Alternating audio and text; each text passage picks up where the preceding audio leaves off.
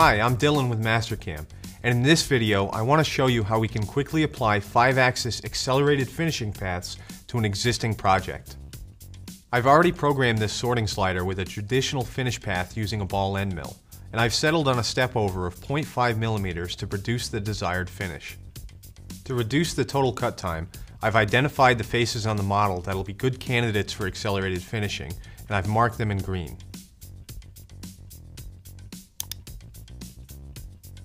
After launching Dynamic from the Analyze group on the Home tab, I'll inspect a few of these surfaces.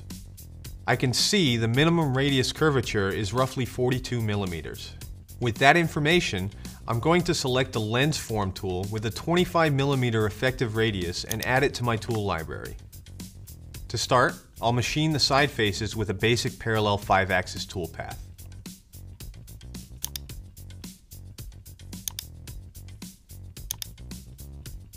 I'll select these surfaces as the drive geometry and set the passes to be parallel to the front face.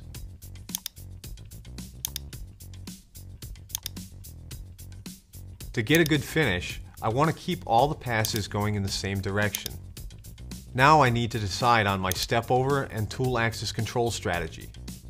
The goal here is to take advantage of the large effective cutting radius to achieve the same cusp height I would get with a standard ball end mill, but with far fewer passes. With my original 4mm ball end mill, a step over of 0.5 millimeters was producing cusps of 0.016 millimeters. With the Lens Form tool, I can increase the step over to 1.8 millimeters and retain the same cusp height. This means far fewer passes are needed to finish these surfaces, which is going to save a lot of time at the machine. Just like a ball end mill, we need to keep the tool tilted during machining to make sure that we're machining with a large radius. For this tool, 5 degrees of lead and tilt should be enough to establish a good contact patch along the tool nose. In my linking parameters, I'm going to set up some smooth transition motion for the one-way passes.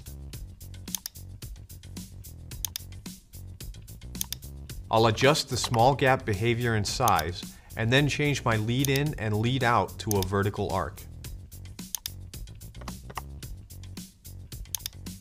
With the parameters set, I can generate the toolpath and look at the motion in backplot.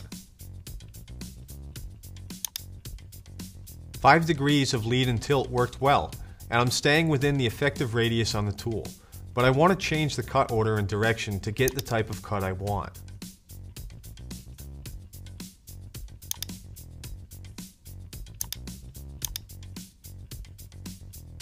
I'll go back into the cut parameters, and under sorting, I'll enable Flip Step Over.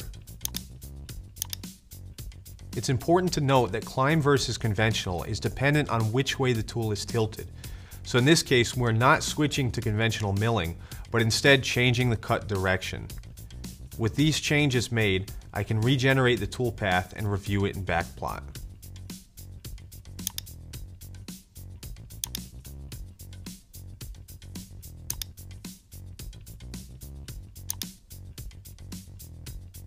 The tool motion looks great, so now I can apply this same technique to the center surfaces.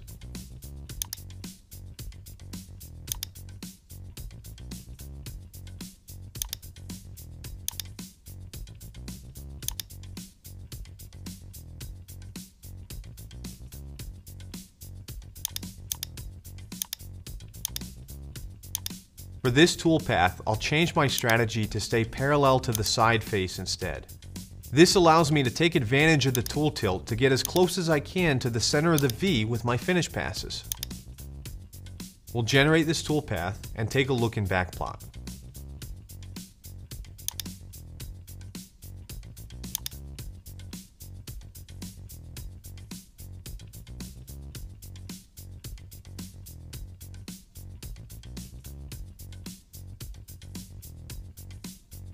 The motion is pretty good, but I'm violating the adjacent surfaces with the final passes near the center of the V. To avoid this gouge, we're going to need to add an additional collision control strategy.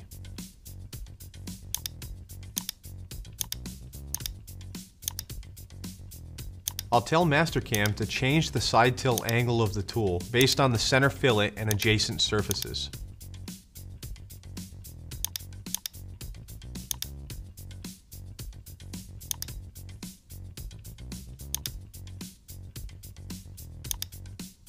Now, if I regenerate the toolpath and review it in backplot, the tool is correctly tilting away to avoid violating those surfaces.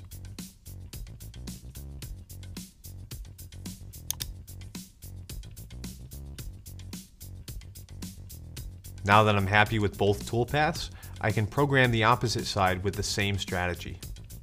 By applying accelerated finishing to just a few faces on this part, I've reduced the total runtime of the finished toolpaths by approximately 30%.